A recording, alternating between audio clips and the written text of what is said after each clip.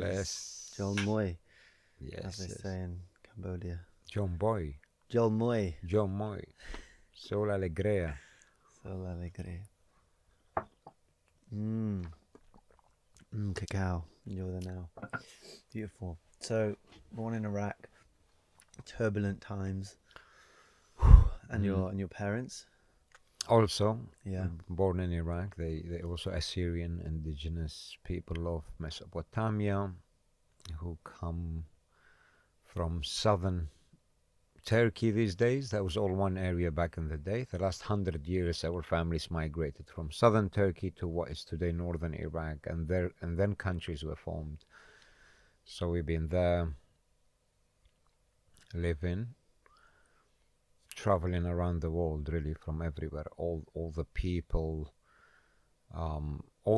currently in Iraq have families all over the world because of the migrations that's constantly happen.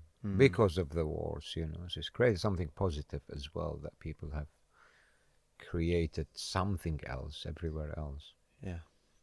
Yeah, we're touched by many cultures, right? Totally, yeah. It does bring us together. Exactly. And shows us how similar we are, maybe.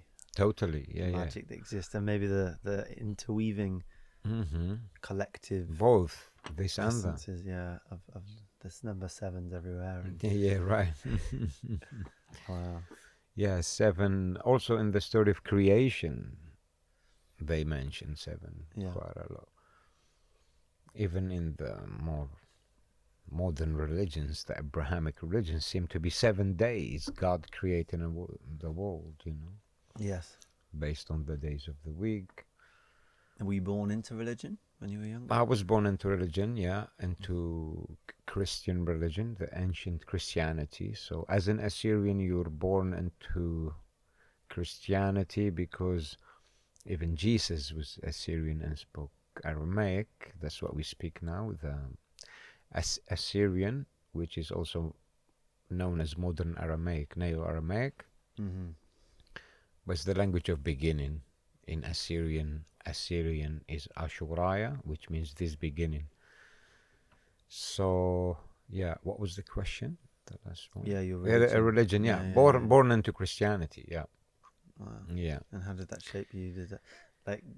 Very interesting, really, because I'm so interested in theology in general and astrotheology as well. So I've been deep into religion, both in practicing and researching. But then I become more interested in also the other religions that we don't know about. And I don't think nothing goes out of fashion and something else takes over. So all the religions have existed. They still exist until now. The gods don't die, prophets don't vanish, spirituality don't go, it's always here, it's always available. So religion, it's a big topic really to delve into. But I like it because it also allows you room of refining what you find, It's how to bring better interweaving, like you said. Yeah, it's a map, right? It's a map, totally. I think we need these maps to and stories to, of course, understand ourselves and the place in the world. So, and then it's the best way to carry culture and symbolism and then how people tell stories. It's the best way to pass information. Right? Exactly that, yeah. Exactly that. Symbolism and symbolism in action. There's a lot of symbols, not just image. As a matter of fact, they're not image, they're actions. While people do in life is also have carried at least the indigenous lineages to carry the story forward. It's always been by symbology and direct teachings that are very simple but very essential and very effective at the same time. And that, like you said, the culture thing is very important to tap into that thing called culture and what it is. And it turned out culture has a spirit as well. It's some living thing. and a little bit from it, you can create a lot more. Just like it happens in making bread, you know, that culture, the yeast, the sourdough, or making kombucha, for instance. You know, you always got the mother, and there's the culture, or making yogurt. Just a tiny bit, then you have a lot. But if you don't have a tiny bit of culture, no matter what you got, it's not good enough, because it didn't have that little bit of something that goes in and activates it, ferments it, and binds it together and gives it all the necessity. It brings it back to life. So no culture, no life.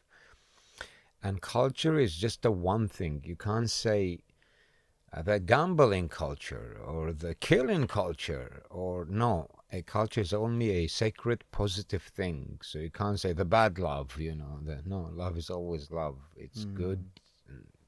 It's, you can't say opposite of love is hate. No, anything in and around love and above it and below it is just made of love, because it's so strong. It cannot have an opposite of something no good, you know. Opposite of love, love more, love better, you know. So culture is the same. There's only one culture. There's only one civilization. There's only one history. There is one heartbeat. There's one consciousness. It's only one. And we are the collective using that one thing, experience it subjectively. And we also have, all of us have equal opportunities to, based on the journeys, or how do you obtain that timing, cut through the right frequency, to be a culture carrier, you know, carrier of culture. You carry it because you remember it. That's what we do, really, to fight what's happening around in the world, this cultural engineering thing that's happening for hundreds of years, and people have no clue. Our latest form of, like, really bringing about something extraordinary, changing the world, freeing mankind, doing, it's bringing culture. Because it's missing, and it's easy to bring. You only need a tiny bit, and if it catches on, then you got a lot of yogurt. So we bring it to festivals, to gatherings, to wherever we can with people, and it's a whole beautiful basket of many, many, many things that all make sense and connect, and it's a good material as well to start up a community. Yeah, and it's a culture and prayer. With culture comes prayer. Yeah. Yeah, totally. Culture, it's a culture to be human. You need your spirit well looked after, your physique, your mind, your environment. You need to be at your best version as much as possible, or striving for. Then you can create an environment that reflects all of that. And many people get gravitated or drawn to based on resonance and happy days. So culture, I like to follow this thread because I'd like to know your thoughts on British culture, what it is now, what you see on your travels, and you spend some time in this country. There's a lot of people that feel like their culture has no roots. They basically, don't know their past or where they're from. And what is the consequence of that? the consequences, or you mean what caused it? Because they both maybe the consequences similar. is this rootlessness, you know, like really. How does that impede or like harm us from understanding our place in the world, or we're suffering from a lack of meaning? Yeah, I hear you. Yeah, totally. Because I've spent a lot of time in my life in this country as well, and like traveled a lot, and I've seen the collective mentality that's a sister explains it beautiful, Josie. She says we've been spiritually orphaned. Yeah. So I think culturally orphaned too, because spirit and prayer and culture and these things work well together, really. Like they are all exactly music, language, mentality.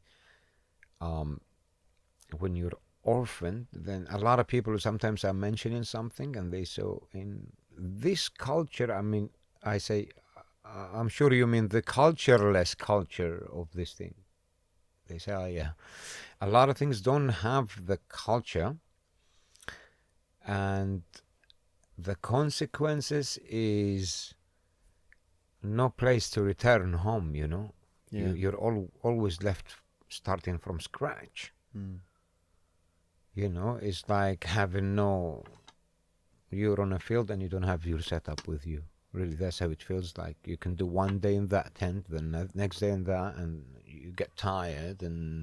But when you have this, you don't mind not sleeping in it. As long as you know it's on a field somewhere, you can sleep by the fire. And because now you've got, and imagine if you had many of them, you'd be offering it to others too. Like, hey, same. Yeah, I feel like I get the analogy. Yeah, it's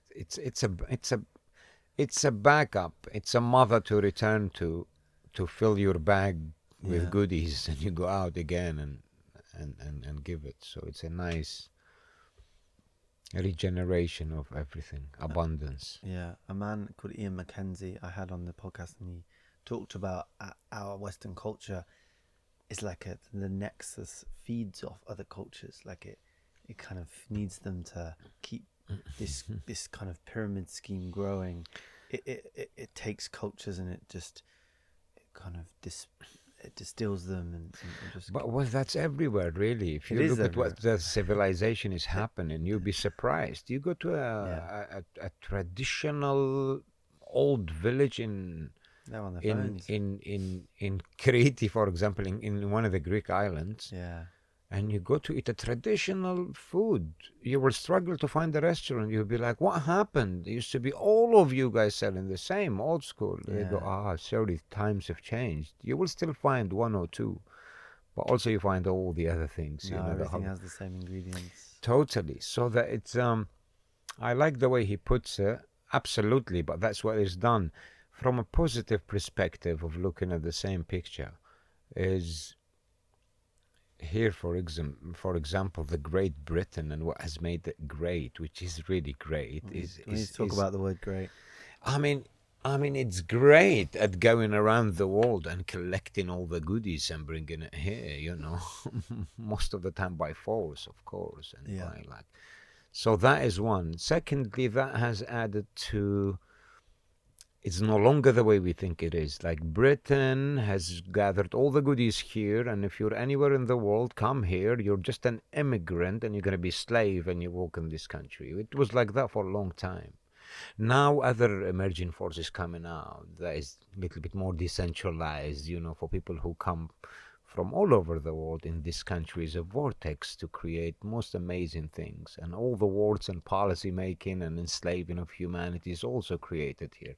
So it's good to balance a little bit while slowly hoping for a freer world that we can create, extraordinary way of living that is completely different to what the system is trying to push forth. But we can live side by side. We're not against the system. We just don't use it. Is not good enough, really.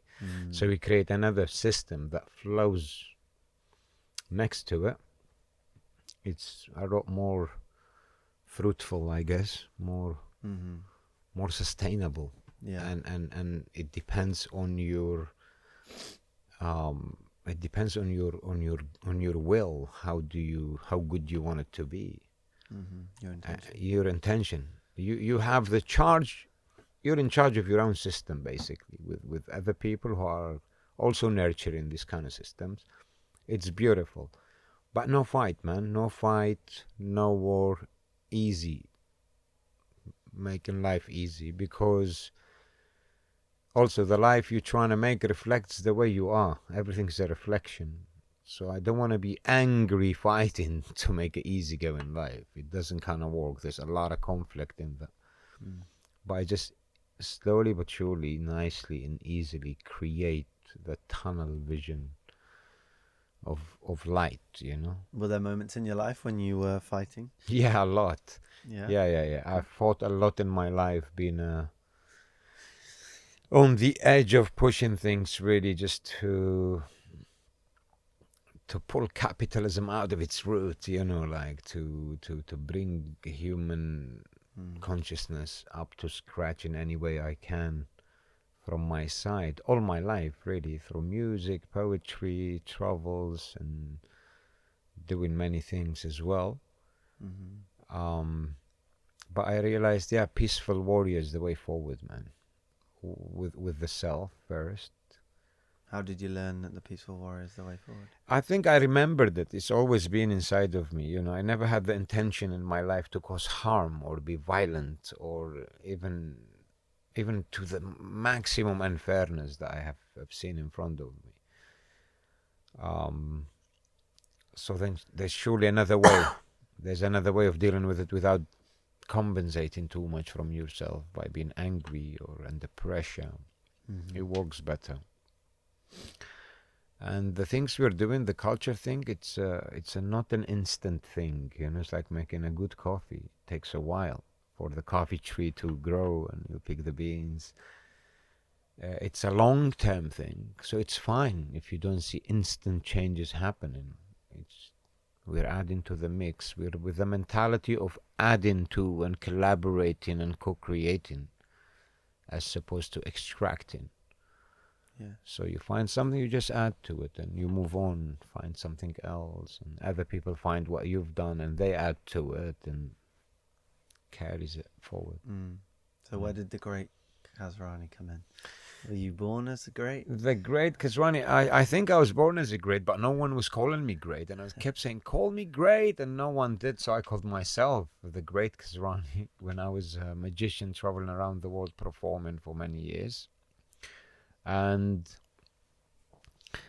yeah, it took a while before people understand. It's like, oh, who is this guy calling himself the Great Kasrani? It took 10 years, and they're like, okay, I guess, the Great Kasrani, fair enough. And then 10 years later, they're like, it's too long. We just call you the Great.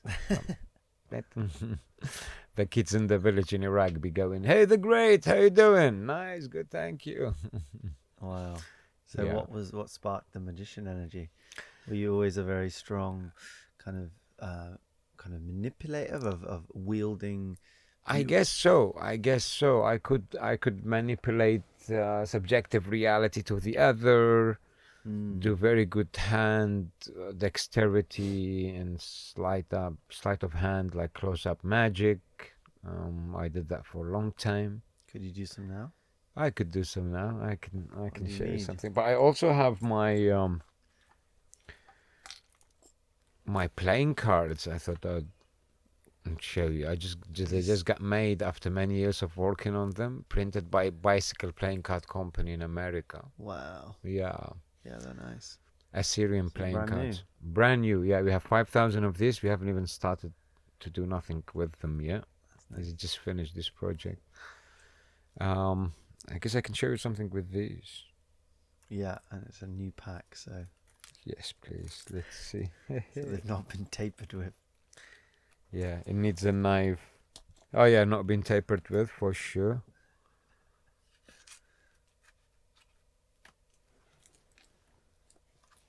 Yeah, I've been playing with playing cards and coins and things for a long time. But it's not something you do much now. Not on a professional, on professional basis like I used to. Now I do it friends and family gatherings. Okay. So they're a standard deck of cards? So they're a standard deck of cards. Ashur, which is after my name. And beautiful. Done by this amazing brother artist, Paul Batu, Assyrian artist who drew all the images. Wow. You've got the Jokers, Kasrani. I don't think I've ever met anyone that's made a deck of cards. Aha! Well, now you have. Do you have a favorite playing card? I didn't know that was ever a thing. Maybe, I mean, you can make one now. Queen of Hearts. Queen of Hearts, okay. Is it behind me? Let's see. Let's shuffle them first and try and find it very easily. Queen of Hearts, I can find it. Oh no, not this way. This way. Actually, Just take one of these. Anyone you like, it's fine. Okay. Up to you. Queen of Hearts. Anyone. Maybe? Yeah. Can I see it? Yeah. Jack is fine. As long as it's something of a picture, I can Okay. do it like that and change this to Queen. Oh,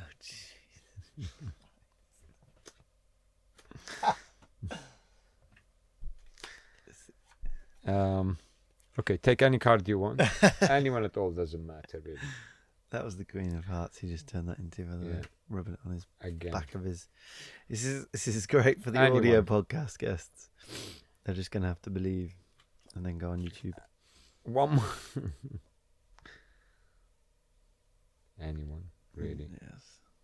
Queen of Hearts? What is it? How the hell? Yeah, must be. What on earth did that? I don't know if I want to know anymore. Jeez, that was too quick. Queen of Hearts. And they're brand new, but they require a bit of work to. Okay. These things. Super. Wow. Oh, this, that. I wasn't prepared for this. And this. Neither did I, really.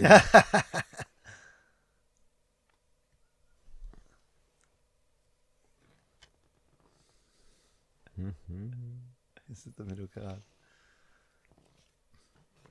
So how long did you travel around the world doing this? I've been traveling around the world for maybe 20 years or more. Yeah, a big chunk of that traveling was performing when I was doing this thing more regularly. What was the most challenging aspect of it? Challenging aspect of it was dealing with the bookings, the dairy. You know, I was so good at what I do, so I was traveling a lot. I had to be like every weekend one place, so that was the challenging bit. You couldn't do less. You either would do all of that or none, kind of thing. And I think that led to me doing it less and less, and to the point of stopping, because I wanted to also do my own thing of different ways of traveling, staying longer at places that challenge it. Also, you go someplace for a day or two and come back. I don't like that. I like to stay minimum 3 months wherever I go. Yeah. Yeah. And you have family? I have a partner. Uh-huh. Yeah. And I have a big family of people around the world. Blood family and cosmic family and soul family. So yeah. It's a big community and family vibe all the time. And why do you spend most of your time now? It still hasn't been decided in that way, really, still figuring out, but it's few months of the year in Iraq, few months here, and a few months in Spain, and went to Colombia this year in winter, seeing some other communities there and family. So yeah, a little bit everywhere. And you have quite a big following on your, it's on your big, social media. it's becoming, yeah, it's growing constantly, man. Where did that begin? When did it start? It's been going a long time. I guess it's a build-up. I've been on the internet for a long time and consistently sharing the same message. And I think after a while, if you're consistent, and it's a little bit of momentum to it, like people. But in the last 2-3 years, has gotten a lot bigger because of the different teachings I start sharing. Language, you know, with the words. I connect Assyrian, Hebrew, and Arabic languages together, which is one family, Semitic ancient languages, and then pick some words, translate them, and show how close they are to each other and what they mean in English, and sometimes Spanish, and sometimes Amharic, for example, I did with this sister. Yeah, just language, educational videos. People seem to need this so much. I realized what you're out there on social media most of the time, pushing your thing forward so desperately. that you're not happy with the results. You're like, why is this not going? Because you're too attached to it, I guess. Me, maybe for 10 years I had 5,000 followers and it stuck to 5,000 same. So it was never really about followers. It was never about how many times it get watched. It wasn't my main thing, like I'm gonna follow. It was because I don't use computers for the last 15 or 17 years. No computer, no hard drive, nothing. And I take a lot of pictures and videos. I opened the Facebook to put them there as a storage. Wherever I am, take pictures, videos, put them up there, and people start loving it.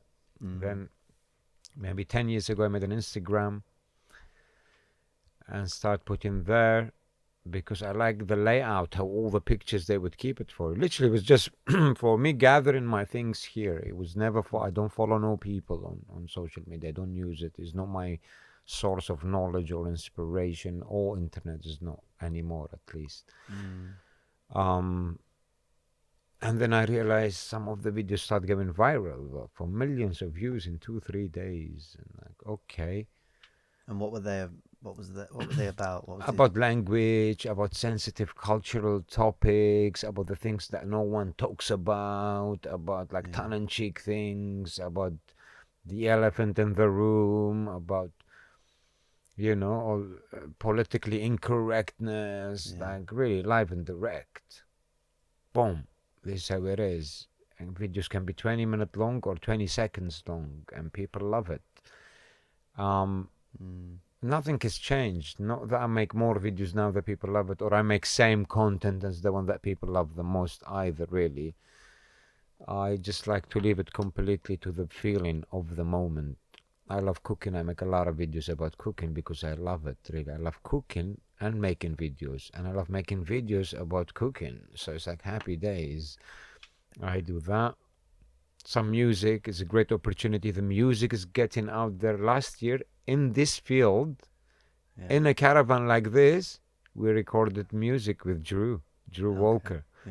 Yeah, and it's coming out now in a week or two. Yeah, the whole album, first time of my life, Ashur, this new beginning. Are you singing? Yeah, 6 songs I'm singing. One of them is the prayer we shared at the beginning, and 5 other songs about. A lot of it is about what we've been discussing, really, about what we have been through as a humanity. Why have we abandoned the path of the spirit and chosen the path of the availability? Why didn't people of the past?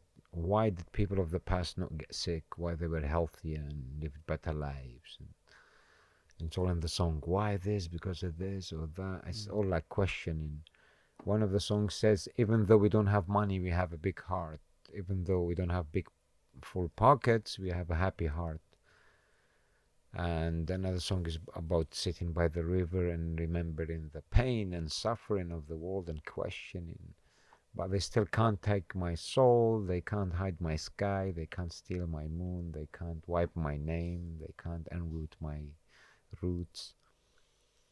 Yeah. Coming out soon. I'm happy it was made by a bunch of amazing brothers and sisters, musicians, and has inspired me to work on more music projects, which is ancient Sumerian prayers and chants. We're working on them now, and also making videos for the songs. Yeah.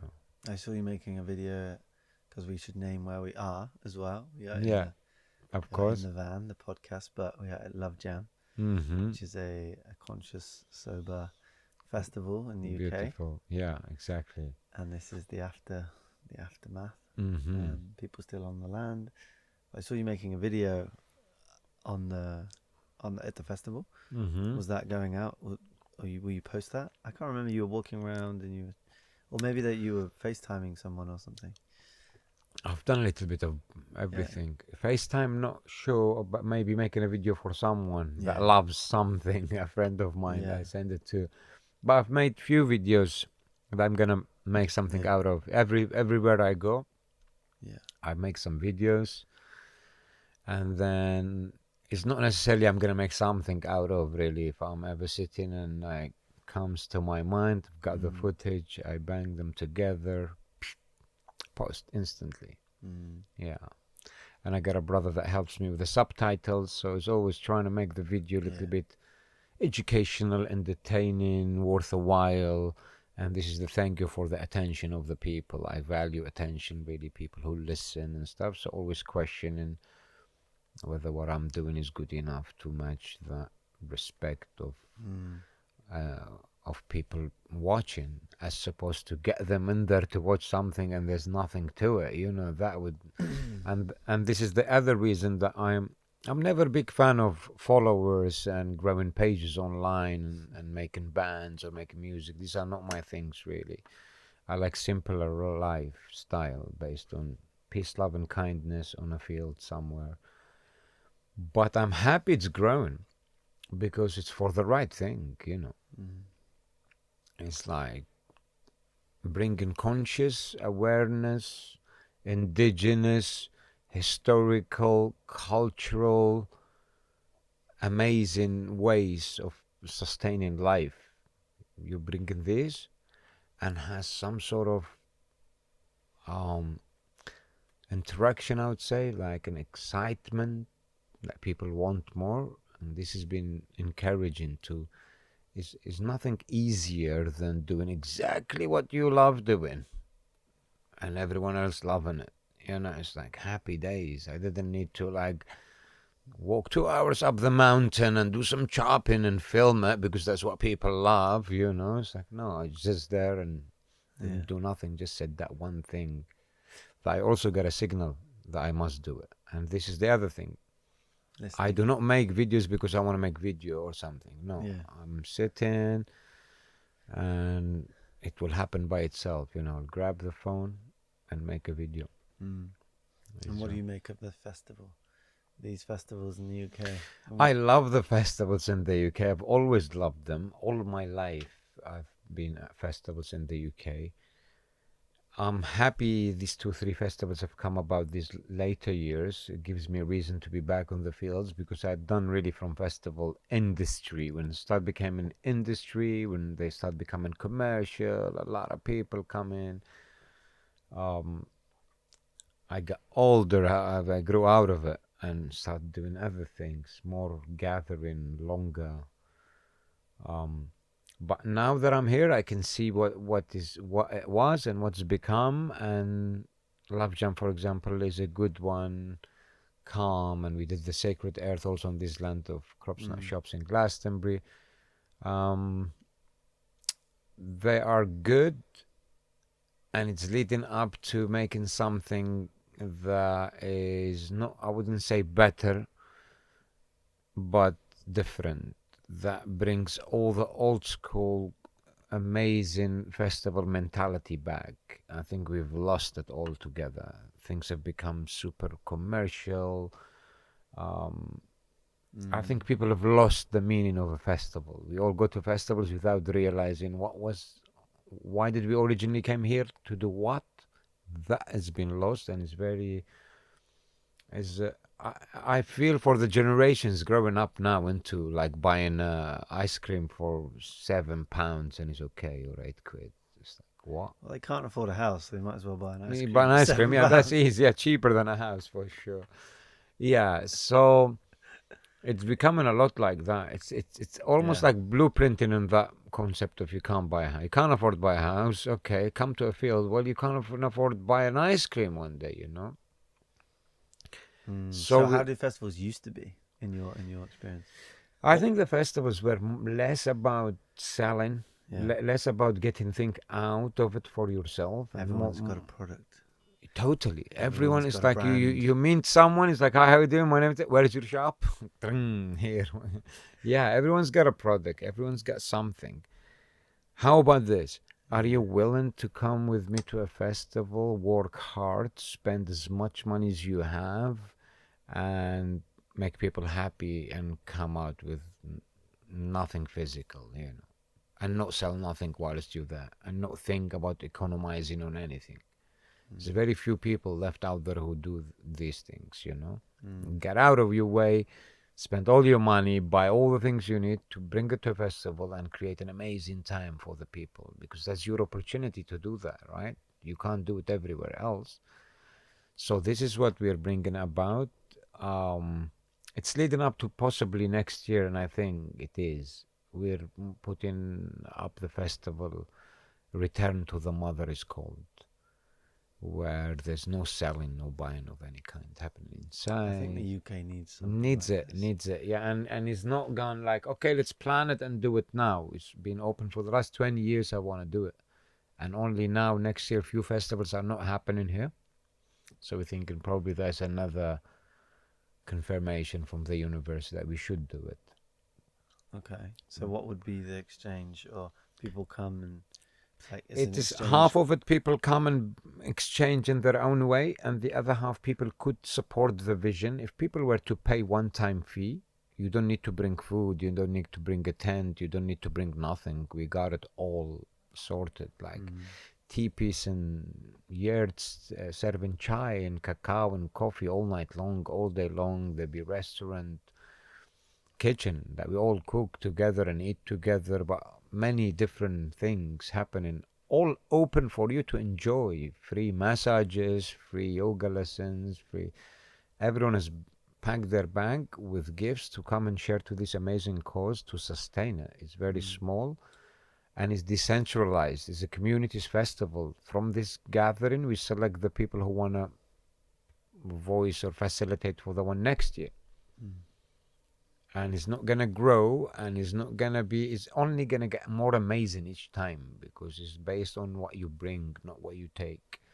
What you take with you is not physical anyway. It's not. It might be as well actually if you do some good body work. Yeah, I feel there could even be like a work one, participate one, work one, participate one. It is that you're on a rota of like this year, you're giving. Next year you're receiving. beautiful. And Yeah, like that some too. sort of like, yeah. Yeah, totally. Well, it is in this one like that. It's like, okay, you want to pay money, for example, and you come in and it's all done for you, or you come work, make it happen while you're in. You know, it's like volunteering to be. But we're all volunteers. All of us are volunteers. I volunteer with my time and my money and my assets. You do with yours. The other do with, and we don't need as much as we think we do, anyways. Then someone volunteers with their own land to host the festival on, and someone volunteers with providing of the food. We could potentially get one or two people sponsorship, as we say, but ethical, good people who have already have an idea to approach two people and see if they want to support it. Is not based on receiving or giving money. So even if they were to sponsor it, it's like, give us a lot of that thing you're making because we need it. It's useful. And also help us put an amazing dance floor somewhere, a stage, make that happen.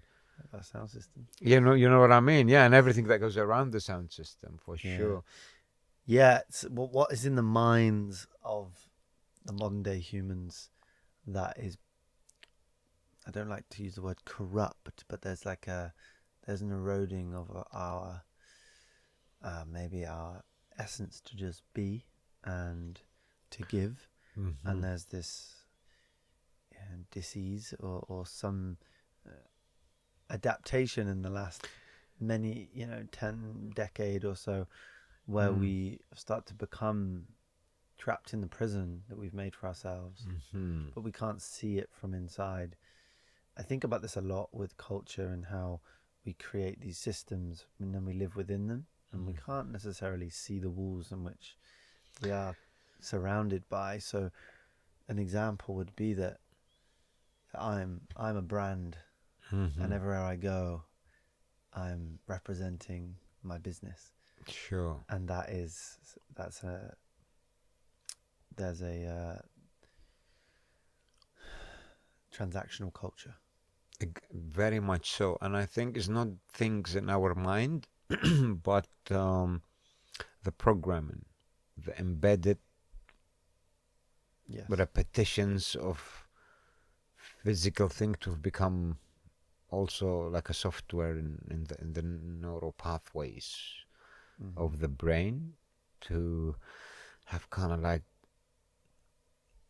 confined it all within one way of thinking, and this is a scarcity mentality. You gotta worry whether you have $10 or you have $10 million.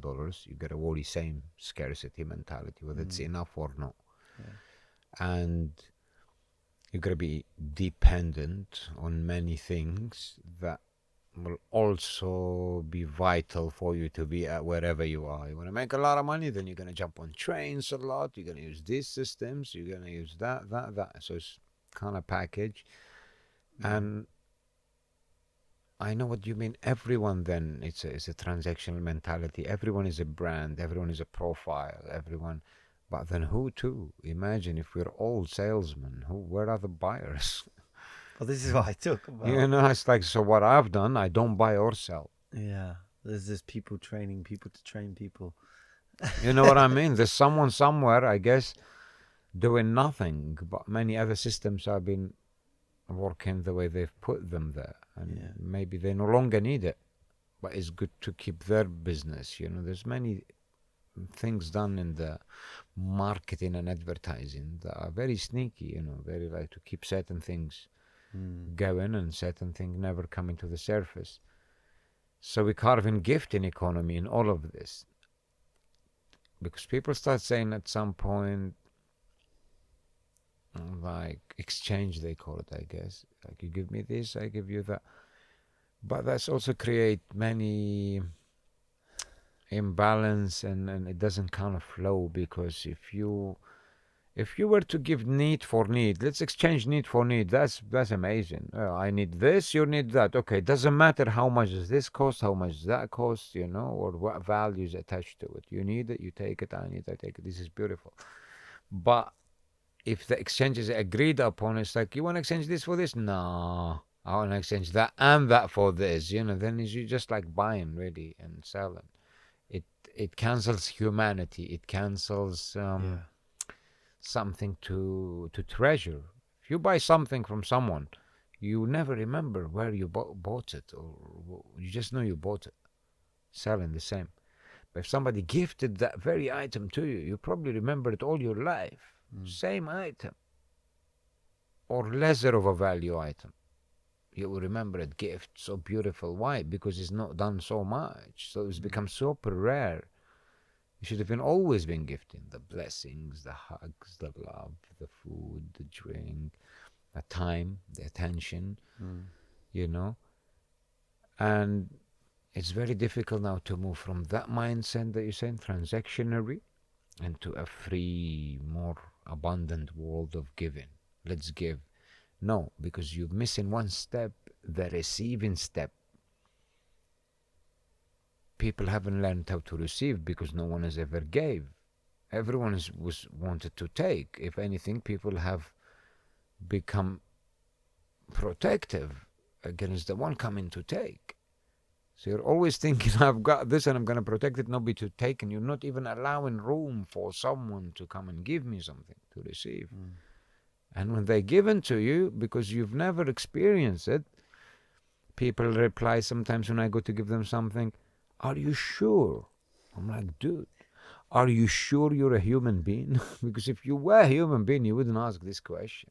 I've been sitting there for 2 hours consciously preparing amazing cacao or something, like with prayer, and then I'm putting it and I'm looking you in the eye and I'm bringing it here to you and I'm telling you what it is and how and why it's amazing, and I've done it and I'm giving it. You don't have nothing better to say than, are you sure? Like, you could say anything else, I'm sure would be better than that. You know, it's like, how did you get that in there? Like, I still never figured out what they meant by that. So, are you sure you want to give it to? Yes, I'm sure. Do you think that's sufficient answer? No, I'm gonna like cure that to never happen again. I say, yeah, I'm absolutely sure. If you were also at my level of understanding what I was just doing, you would be also sure about it. There's a good ground moment now to speak about it. And a lot of people will come by and say, is that coffee? I'll be like, yes. Can I have a tiny bit, please? No. I give minimum 1 cup with a conversation and sit down and relax and enjoy it. Some dates and walnuts. you know. So they sit, and that is the moment where everything can be then open. And a lot of people cry, a lot of people send me amazing messages later, 1 year later. A lot of people, wherever they see me, come with shitloads of gifts all the time, you know. It's like Yeah. we're the gift. We're the gift in economy central. You want a gift, come there and gift it. You want to be gifted, come there and be gifted. But really pushing the idea of people to receive. And the way you receive people, that's how you're leaving that imprint on them. It's a very sensitive topic. Be like the mother to a child, to anyone. If you're, especially if you're cooking for them or making them a drink. Why do I love Chef Chippy and a bunch of other people in the field of cooking? Because they saw nice when they bring it to you, the food, you know, the energy that comes with it is very important. You cook it with love, but also serve it with love and eat it with love and finish with love, and very, very important. So we bring in these things with love and kindness and sitting with people consistently over long periods of time before they see, okay, then it's very easy for them to tap in, you know. That's what I've been doing. I always have two opportunities, two options. Either give it up and move somewhere else because people are not getting this. I've been doing it all my life and they've never returned one favor, you know? Or no, don't worry about it. I'm not doing it for a return anyways. I'm not even doing it for the given to say I'm giving it anyways. It's just, I find it very natural really, so no big deal. No big deal to rock up at a field, someone who loves cooking anyways, and bring ingredients and cook for as many people as possible. What a joy, happy days. We will all eat, sing, and dance. And I do this all the time. But now more people are joining forces and we're making many more things, you know, communities, teaching children this mentality, all homeschooled kids, forest schools, building amazing indigenous infrastructures on lands, connecting the prayer. So yeah, birthing this new humanity with such a force that will overtake this mentality very soon, you know. So you're a great giver. Now, I want to lean into that because there's a lot of people who give a lot of men that I work with. They give so much, but they constantly deplete themselves and they're not giving from a full place. They're giving from a place that isn't enough to receive something subconsciously. I love how you put it. So Nice. this is an important distinction, right? Because you give and it gives you energy. Exactly. It's a different. It's coming from a different place. Because it's not. I simple love as you've solved a big issue for me just by putting it like that. Really, maximum respect. Thank you so much. Assyrian proverb. You can't. It's two Assyrian proverb, million Assyrian proverbs, but two in term of giving. The hand that gives never gets empty. No one became poor out of giving or from giving. No one ever came poor because of giving. So what does that mean? The energy, you know, like your strength, this depleting thing you're talking about. It's like saying, I can't love anymore. I loved so much. I've been depleted out of love. Well, how? Or I can't exercise anymore because I exercise and get so tired. I cannot exercise anymore. Well, it should be the other way around. The more you exercise, the more you can exercise. The more you give, the more you can give. The more you don't give, the more you don't give. And the receiving. If you don't learn how to receive, then you're being given things and you're just enjoying that receiving then, but you're not doing it properly. You forget about giving. Then you end up unintentionally being the receiver, always wanting to get without giving. Because you were not taught how to receive properly. It doesn't work like that. No receiving comes without giving, and no giving is without receiving. It's a package. You gotta be good at both of them. Even like giving, you gotta be good receiver to give. First, I'm receiving so much to be able to give. Secondly, when I'm giving, I'm knowing how to deal with this receiving them I'm getting with people.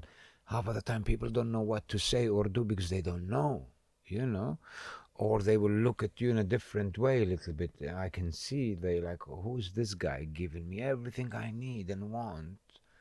what does he want in return? He surely wants something, and I can see all of that. Yeah. And I know how to deal with that very well, and how to like calm them down. How do you deal with that? Because people get cautious, right? They do, but because what I do these days is so big, man, you've like 50 people around me all enjoying it, and it's like, one, what does he want from me? Well, Yeah. whatever, it overtakes the pub. But a lot of time I have to sit them down and explain to them as well that I'm doing it for the love of being in community, and you happen to be here in our path, so you're blessed. It's an honor for us to be able to serve you and look after you and welcome home, and show them, introduce them to the things they'd never seen before. It's like a real moment. And we're also, one friend of mine, we were discussing this topic of reality and real people, and he said, I went somewhere one time, there was people sitting by fires in the jungle and stuff, and few of them were real people, from the real people they call them. And I'm like, yeah, it exists. It's always existed. A bunch of people were the real people, and they're becoming more rare and rare these days. So we're reconnecting the real people together. Is the way you are with yourself, you are with everyone else. There's nothing private, there's nothing personal. Yeah. So when we start treating people differently. Exactly. Yeah. So it's all open, it's all like being available, and that's reality as much as we know it. If we find other ways of being real, we will. So what's the belief? Just if you could bring it into concise, what do you believe that is? What's the story that you tell yourself to allow you to give without expectation? Okay, I don't tell it anymore because it's been a long time. There is a human belief, right? Yeah. It's based maybe from before. Okay, so now I've passed that level, I guess. So Okay. I do not, because I don't wake up every morning and say, why should I do this? Hang on, there is another way of finding purpose. I guess it's a purpose. Like, where am I and what I'm doing? Okay, I'm somewhere. There's a lot of people, and we're gonna live in these tents for a few days and stuff. Okay, amazing. I know how to deal with this. I make food. I always chop wood and make fire and make food. And I love it. And I'm sure they will all need it because they're in a field. So, problem one solved. Someone else plays music. Someone else makes podcasts. Someone else grows the food. So, it's all like biodiversity. Yeah. Creating itself. That is the belief. Another belief is I love people, and I love conversations, and I love talking, and I love listening, and I love practical by the fire things. And the nature of these things is you're going to end up needing some sort of giving, really, time, effort, all of this. And when that is met at its best, you receive, for every drop you give, you receive an ocean of it. So because I love talking and making coffee and this, I'll suddenly find myself talking to one of the best humans that ever exist, at like of the rising sun, just at the right time. Yes. They love amazing coffee and Yes. someone who listens, and I've got an amazing coffee and I'm ready to it's all colliding, and it's like you really then tap in. This is the belief. The belief is, I believe, from every moment and every interaction that you're gonna do from all your heart, not even thinking you're doing it to give. You're just doing it because you love it. In that purity, it will receive whoever was meant to be there to do it. So when people say to me, thank you so much for this, I say, no, if anything, thank you so much, because I've done my job. I had to deliver this. I connect what belongs to people to the people. So when I'm gifting you something, actually thank you, because now another load gone. I pack my bag with gifts, I call them, because they get lighter with traveling. But then universe is telling you where to give each. That means they have manifested these things through you because they are good. And you're just going big up. This was for you. And I've done my job well. And if you do your job really well, you got many other missions to be sent in by the universe. And I never ever think Where am I gonna buy things to cook for people? Or when I don't work, I don't make money, I don't have an income, I don't do advertising, I don't beg, I don't ask for favors. I'm just being. And really, everywhere I go, there's enough, a lot of brothers and sisters always ready to supply what is needed for this machine to do what is needed. It's like, you give me what I need and I give people what they need. Okay, what do you need?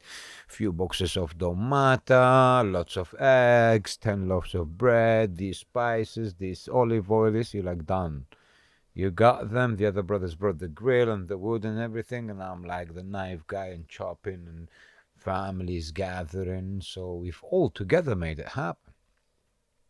This happens with these playing cards. It was a big project, and it happened with the album, and it happened with many other things. Building structures around the world, always ready, available angels to come in when we need, when it comes to finance, which is a fine dance.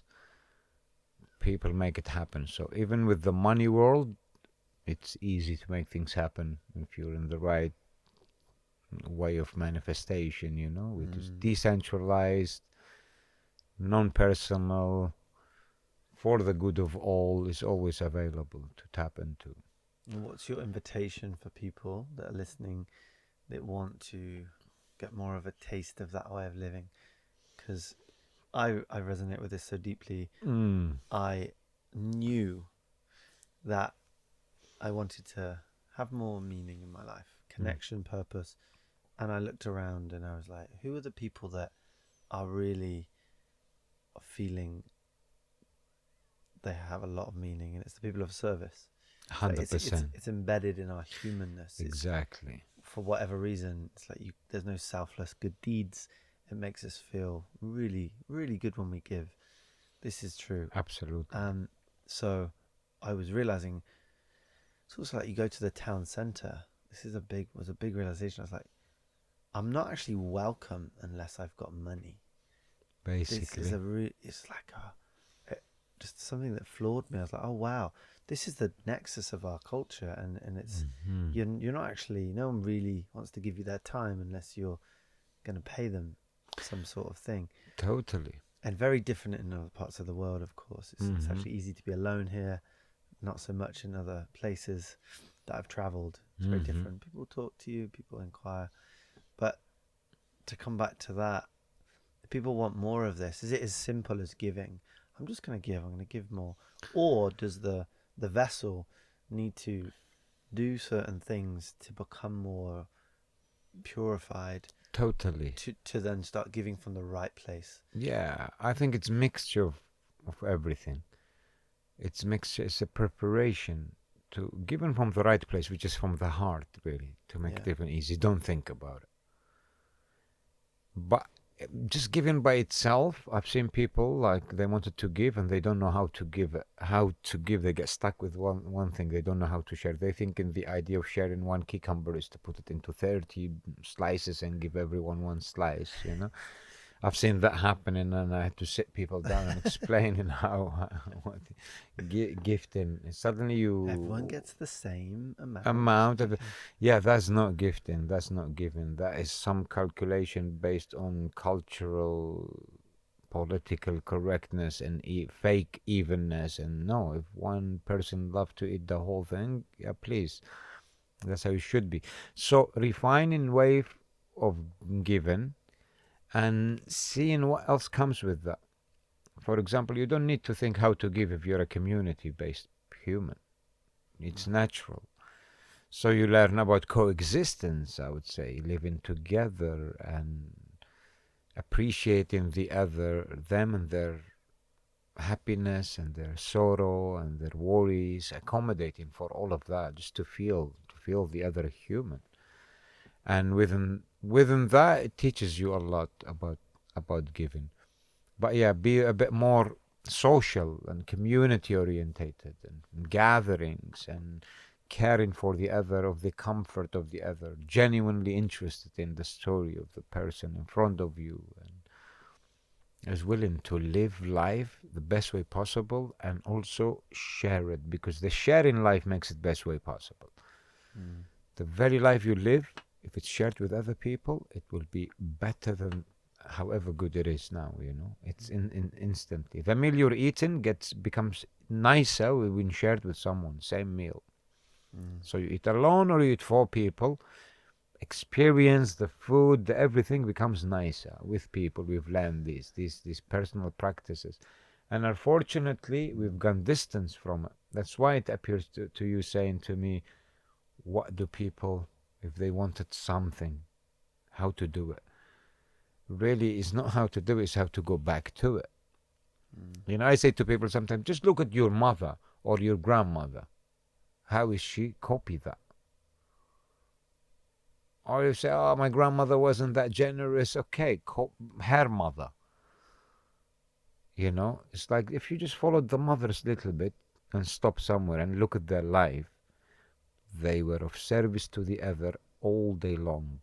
And half of the time, their traumas or their unsolved issues left with them. They never brought it up because they were too busy being of service to the other, you know.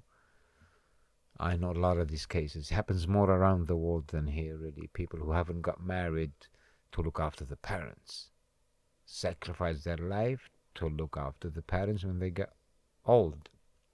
They haven't got married They get to look after their parents? Yeah, I know some sisters, they didn't get married because if they get married, they leave the house of their parents. They follow up with their life. So they stayed just to be looking after their parents when they got old, you know.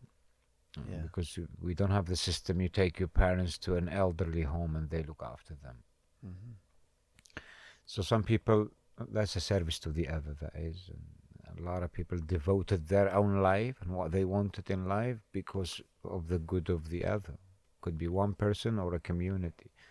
So to have this mindset, really you're in the front line of direct manifestations, because in the Assyrian way of life and culture and the teaching of the elders, it's always abundance and good things flow to those who live righteously. You know, it's like doing your prayer in the morning, sharing your fire and the place, and just like basic whatever you got. It's a good starting point. That will bring you further knowings how to do it. I think it's so important. This like karma to me is, I know I deserve good things. Exactly. Totally. Yeah. So I'm here. Give it to me. So how long have you been nomadic? I am no longer nomadic. I'm yes-madic these days. I've been traveling for a long time, but in the last, I would say, 5 years, we have built 2 beautiful communities, one in Iraq, one in Spain. In Crete. Sorry, in Spain? Where in the Pyrenees Mountains, and one in northern Iraq with mud and poplar trees and self-sustainable, eco-friendly, our own water, our own electricity of solar panels, and growing food, creating clothing, handcraft, making music, making films, you know. So the last 5 years, technically speaking, now that we had the community, I should travel a lot less. I'm still traveling more than I would love to, but it's for good purpose of linking communities together, so it's fine. So you're still traveling, but wherever you're going is the same as the place you went from, pretty much, and making them all a bit more, bringing them closer together. And what's the direction now for you? What are you excited about? Just here and now, man. Just like like a friend of mine said to me one time, if you just stop about past or future, just keep doing exactly what you're doing is going great. I'm like, yeah, thank you for seeing it. I'm just gonna do exactly what I'm doing, which is what I don't know. Like even when we sleep at night, my partner asks me questions like, "What are you up to tomorrow, darling?" I said, "Don't know. We'll see when we get up." And I know I'm gonna wake up and do my routine. And it's usually the same, but it's never the same, really. It's every time different. Yeah. So But I can feel something coming nicely, is the rising consciousness that we've been talking about, the Christ consciousness, which is new humanities forming in all the ancient indigenous prophecies and books of philosophy and religion texts. It tells a group of people will come with feathers in their hat, and they will give feathers to each other, and they will be with longer beards and hairs and colors, and a new form of humanity will rise, and they be called the new people, the new humanity, nuevo gente. They call it in the Muisca traditions of indigenous in South America. And these people will take the matter into their own hands and create beautiful way of life, refine it, always make it better, refine language, mentality, and make it more accessible. So it's good. You see these days a lot of shamans and teachers traveling around the world and sitting with people. I'm involved in a lot of that as well, helping the word of the elders reach the people. And this is helping a lot for the going forwardness, because going forward, that's not for me. If it was me, I would probably have an idea, but it's for us together. It's this, bringing everything that we're doing, all of us together in any way of connecting these things is good. So that's what I'm doing mainly now, really. Yeah, I think going forward is connecting 20, 30 communities around the world all together. You have many places to go to do the same work wherever you left from. Yes. When you go and take culture, when you come and bring culture, bring people, introduce and keep weaving. And go outside of community, bring good things into the community. Take good things from the community, outside of the community. And that's what I'm doing, really. And a lot of, I'm gonna also, where I am writing a book, Assyrian Way of Life, half of it is already written. It's 365 scrolls for each day of the year, based on the months, because each month is something in Assyrian. The month of building, the month of ripening of the fruits, the month of love, month of happiness. So each scroll is for one day, basic, simplify life and amplify living scrolls, how to make life more easygoing and meaningful. Yeah, with that, with the other things that we're doing, music and stuff, just keeps us entertained, I guess. Yeah, thank you for sharing that. Yeah, man. It's Of course. inspiring. Thank you. I'm very drawn and curious about your life Yeah. and meanderings, and you seem well, you seem content, Yeah, man. and Yeah, of that is course. it's infectious. Yeah, please have it all. I'm enjoying it. Yeah. Beautiful, man. Yeah. If you could offer people one thing they could do, small thing they could do every day, what would it be? If you could. Prayer in the morning. Okay. Really, really important. Prayer in the morning. I've made videos about it. Okay. I've written about it. I've made a song about it. If you wake up in the morning and you're praying, versus waking up and not praying, I think it's like a child that wakes up in the morning and says mama and she's there, or a child that wakes up in the morning and doesn't say mama because he knows she's not there. Oof. You know what I mean? Yes, I do. Or even if he did, it would hurt even more because he would say it and she wouldn't be there, That's how I find the prayer is so important. Like once you're in it, it's beyond I'm gonna do it and it's good for me. Or I need it, or out of mercy, or begging. No, it's a prayer means. So is this a gratitude prayer? Gratitude, yeah. Mighty Creator, open for us a door of blessings. 7 times as practical as well, with water, self-realization, and followed up by making a fire. Take some time for yourself, no matter what.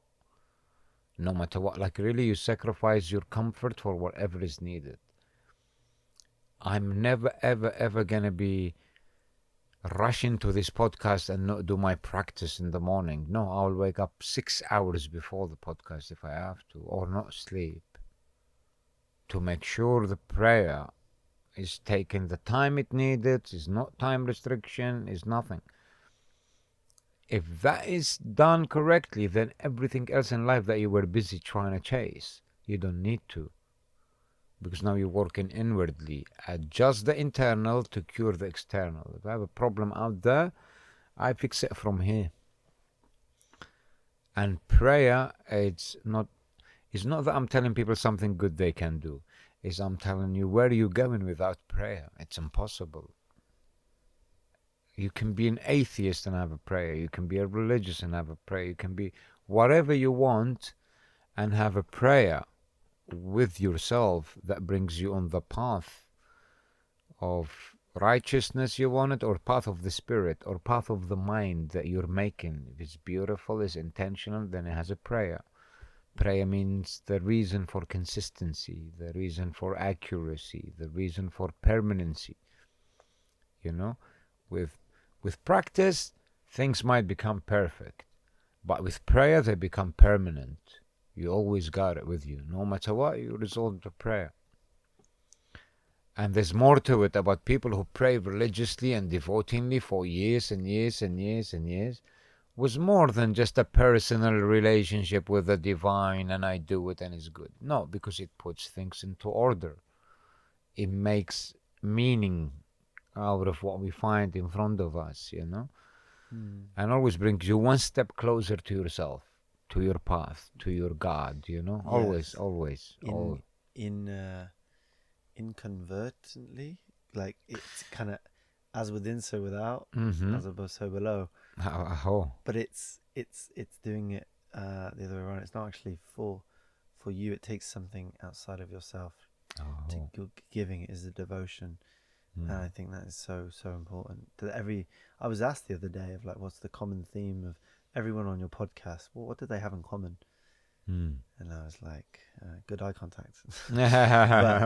Well, you're forcing us. I know. I can't do nothing. You're horsing us, rather. Following Oh, you. yeah, okay. Don't look around. But it's Yeah. also surrender. Once you know your position, you're like, okay, I can't do much about it, I guess. Whoosh. This is the great Geisler, the great Chris Geisler's magician energy. Beautiful. But I said they have a direction. There's something orientating to something. So they know what they're aligning to. They're living in alignment because they know their North Star, and it's a devotion. It's something outside of themselves. Beautiful, and it's not necessarily a destination. No. You know, it's like I have so many things, if you would like, going. As at the same time, I consider myself the nothing guy. I'm one of the top chillers in the world. I have done more nothing than anyone else I know in my life, you know. I like to stop. I bring a system of stop. Where the teaching starts, here, stop. The teaching is about the stopping. We really need to stop. First of all, stop. Take it easy, and then start again. So in all of this, I don't know, like you said, where am I going? Or like the Americans say, where do you think you'll be in 5 years from now? Probably 6 foot under, you know, and on the ground. I don't know. But I know the thing is going forward, the whole force, the whole thing, because we're never doing one thing by ourselves, right? Everything we're doing is connected to so many other beings. So it's a collective thing. From what I'm seeing around me with the people that I'm doing the work with, through their vision, maybe I can see where we're going, or they through mine, or together through all of. We're going into a more comfort way of being, and more, because I was discussing with another teacher from Colombia, an older elder, about renovation of mentality. You know, it's like everything needs renovation. Your house, your business, your this. What makes you your mentality? What makes you think the mentality doesn't need? So even the mentality, the way of thinking, every year ideally needs a renovation. You know, the things that are old, change them. The other ones make them better to look fresh and this. So renovation of mentality through language, because with language comes mentality. Like even in English language, I've been making some videos and I'm going to make more to say, you can swap things. Like instead of saying understanding, we can say overstanding, sideways standing, Inner standing. inner standing. Like instead of saying shit, say shift, because it's used a lot in English language, Um, a lot of things that can be strong start instead of weak end. Sub-rise instead of surprise, it's a bit suppressed, All of these sounds matter greatly. And if we exchanged blessings all day long, would be another beautiful thing. Like in Assyrian culture, if somebody takes a shower, comes out of the river or any interaction with water, we say sahiblo. Blessed be your wholenessness, your freshness, your rebirth. And they reply, Perdesa babu yumo. Paradise be your parents. And you see someone. You just say this to strangers. Yeah. So you see someone walking, you just go, strength to you. They say, strength back to you. Paradise be your parents. All day long. Paradise be your parents. Yeah, totally. And it's like, Perdesa babu yumo. There's always these little exchanges happening. So I see the way, based on what I see around me, more peace coming, and more renovation, and we're going into what I call easier ways of creating extraordinary way of life and sharing it with all, really, at all times. Yeah, awareness, bringing awareness to rewilding people, take their shoes off and stick them on a field somewhere, rebirthing, keep birthing at home, bringing life back to home. And something else I call rewiring, where some people, they are all good, just needs 2 wires in their head to be changed the place. Rewire a couple of things and you're good to go. It's just we cannot allow old and tired mentality to linger on, or just like keep creeping about, or lurking around. It's like, that is not useful anymore. It's like carrying a tool in this van that you haven't used for a year. What makes you think you're gonna need it in a month? What's that about? You know what I mean? You don't need 90% of stuff in here I don't use. You know what I mean? Yeah. I've got a wardrobe and I use 90% of the clothes. Yeah, I mean, I learned how to travel after 20 years of traveling, I guess. It's like, okay, I'm only going to take what I always end up wearing, not what I'm not wearing and when it comes to clothes. Why is that so challenging to do that? Totally, man. It's just like... Attachment. Then I had to work on all attachment. That's another thing. But minimizing your need. Okay, another thing I would tell to people, the best thing that's worked out for me anyways, except, okay, you need to do your cold showers in the morning, getting up early, sleeping early, good elementary, good food, like simple, but ideally real food. Do your fastings, water fastings, important. Social time, super important to gather for no reason, just to sit with some brother, sister, wherever, talk about whatever. Fantastic. You're successful. If you've done that, you're successful. The fasting. And the other good thing is, what was it?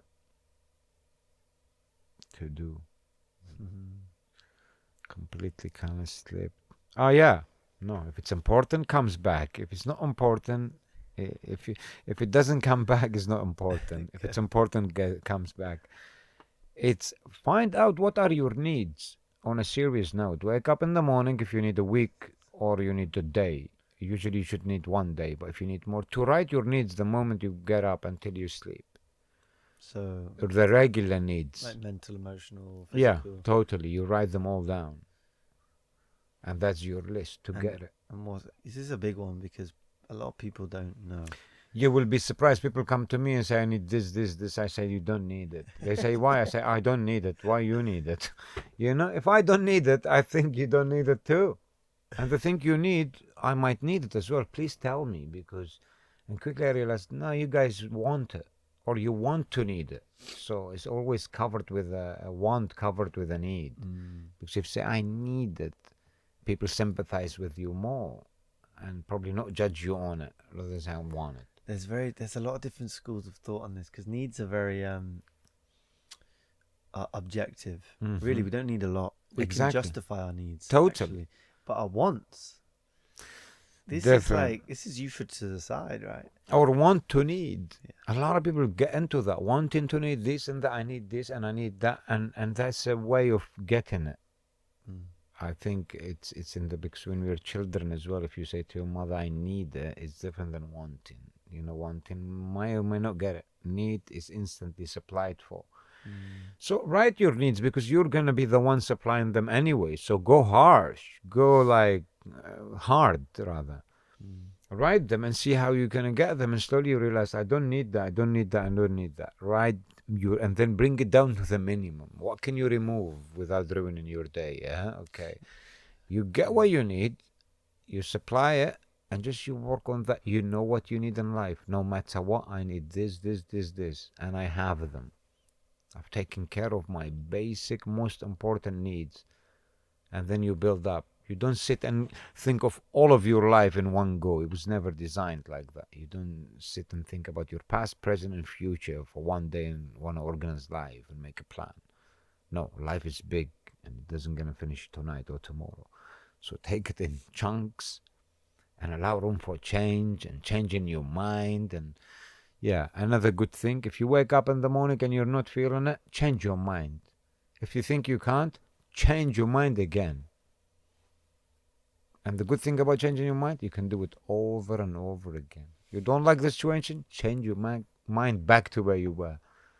It's interchangeable. It's useful to change the mind. Yes, if you've got any mind left, hey, play with it. Change it from time to time. This is another thing, you know. Whatever you want, potentially, as long as you got it there. Me, I don't run after spreading the word, but it's one of my missions in this life to spread some ancestral prayer and word of wisdoms and the weaving that I've been doing. But I don't run after spreading it, if you know what I mean. It's for the right time and the right place and the right way of doing. It's just because I have it. Just because I have these cards with me all the time doesn't mean I'm gonna get them out. As a matter of fact, it gets out very rarely. Same with everything we have. But sometimes it makes sense. If the microphone comes to you exactly where you are and in a comfortable environment, that means you gotta share the word. Like one time, 15 years ago, in the forest where Secret Garden Party used to be, it came to you. I went somewhere in the forest away from people. On the way back, I find an SM58 microphone, and I've taken a picture of it, and I still got it. And my friend Oliver Jones at that time said, "Universe is telling you better start speaking, bro." That was 15 years ago. I was writing blogs at that time and books and things. I was like, "Yeah, I will one day." And I moved into videos, never with the thought of like, I'm going to share wisdom, like you've never heard it before, ancestral teachings, never. But I think that's what's needed from me to be done. I've come in to understand many times that sometimes you're assigned to do certain missions, whether you want or not, mate. Then just enjoy it. So I do a bit of that, bit of through music, through other things that I like, but it's always been the sharing. Really, later years, it's constantly traveling places and doing talks and answering questions for people and making longer videos explaining certain things. So I make a short video sometimes, and if a lot of people talk about it, and this I make a longer one. And I love longer videos. Short videos are nice as well, but I think I make a longer video and sometimes pieces of the smaller ones from a longer one are out there and always building while constantly dreaming of making a longer film anyways.